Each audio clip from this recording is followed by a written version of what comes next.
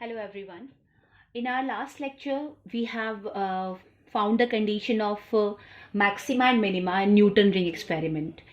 And this 2 mu t is equal to 2n plus minus 1 lambda by 2. This is the condition of maxima. And 2 mu t is equal to n lambda, that is the condition of minima.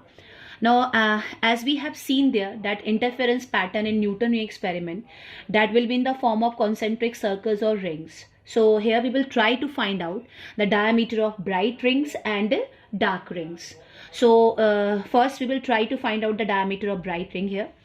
So what we have taken a plano-convex lens which is placed on a glass plate, and this O is the point of contact, and as we have seen in the previous lecture that this O is the center of all the bright and dark rings.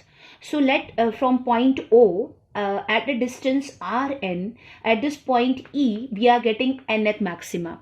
So if you are getting nth maxima at point E, then this OE, that will be radius of nth maxima. Then on the same distance, if you will go on any side of this point of contact, then at same distance Rn, you will get your nth order maxima. So as you can, as this is a 2D picture, so you can see only two sides. So you have this OE as radius of nth maxima and OD, that is radius of nth maxima. So if this is nth maxima, then for that nth maxima, this EB will be thickness of air film for nth maxima. And on the other side, again this AD, that will be same, equals to T, thickness of air film for nth maxima. Now in order to find the diameter of nth bright ring, we are going to complete this circle. Actually this is a plano-convex lens, so this is a part of a curved surface. So we are just going to complete it. Let capital R is the radius of curvature of this plano-convex lens. So if you will complete it, then this AD is T, this BE is also T, then this OF is also T. This CG is radius of curvature, and this CO, that is also equal to radius of curvature. Now according to the property of circle, you have this line AB and this GO. So according to property of circle, the product of AF and FB, that will be exactly equal to product of OF and FG. So this AE and FB, that is AF into FB is equal to OF into FG. Now we know what is the value of AF and FB. Both are equal to Rn. AF is Rn because it is equal to this. FB is Rn because it is equal to this. And this OF, that is thickness of the air film, and this FG, this remaining part is 2R minus T. Now substitute all these values in equation number 1 here. This is your Rn, this is Rn, this is T, this is 2R minus T. So you are getting Rn square as 2RT minus T square. Now this T, which is thickness of the air film, that is very, very small with respect to this radius of curvature R. It means this T square is very, very small with respect to 2RT. So T square can be neglected with respect to 2RT. So you will get only Rn square as 2RT. So the thickness of air film for nth maxima is given by this relationship, where this Rn is radius of nth bright ring and capital R is radius of curvature of that plano-convex lens. Now you know what is the condition of maxima. Condition of maxima is 2 mu t equals to 2n plus minus 1 lambda by 2. Just substitute this t here. You will get 2 mu Rn square upon 2R equals to this.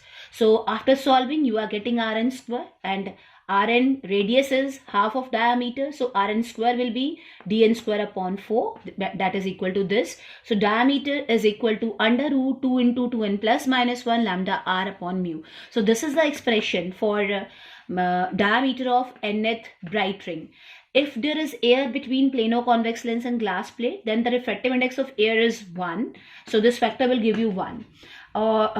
Or you can divide this complete formula, this complete expression in as a product of two terms. First one as under root 2 lambda r, and the second one is under root 2n plus minus 1.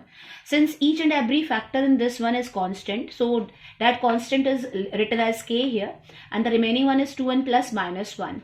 So you can write here that dn, diameter of nth bright ring, is directly proportional to square root of 2n plus minus 1. So if you will take 2n plus 1, then the first value will be root 1, next will be root 3, next will be root 5, and so on.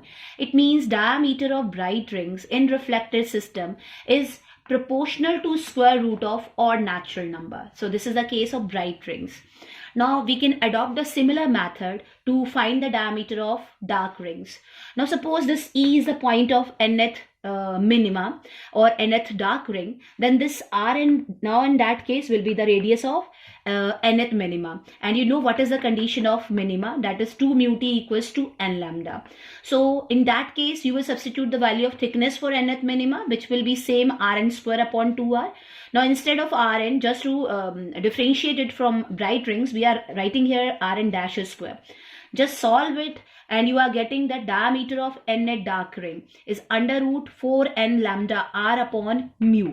So this is the expression for diameter of nth dark ring. Again you can write it as a product of two functions, where this factor is completely a constant and second one is under root n. So n will start from 0. So the first value of dn dash is k dash into 0, next one is k dash root 1, next is k dash root 2, next is k dash root 3, and so on. So you can conclude from here that diameter of dark rings is proportional to square root of natural numbers. So this is the diameter of bright ring. This expression is the diameter of bright ring, and this will represent the diameter of dark rings. Thank you.